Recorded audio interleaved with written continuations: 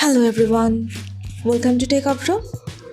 Today in this video, I'm gonna show you how to force split screen mode on all apps in your Android phone.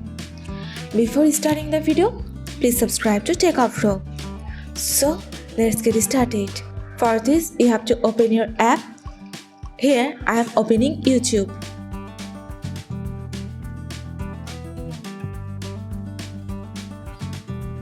Now press this button. Now click on this app logo. Press on split screen. Now select your any app.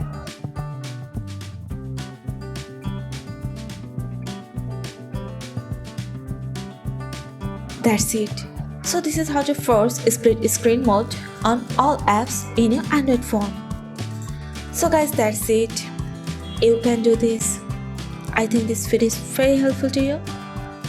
If it was, then give a thumbs up and hit the subscribe button. And thanks for watching.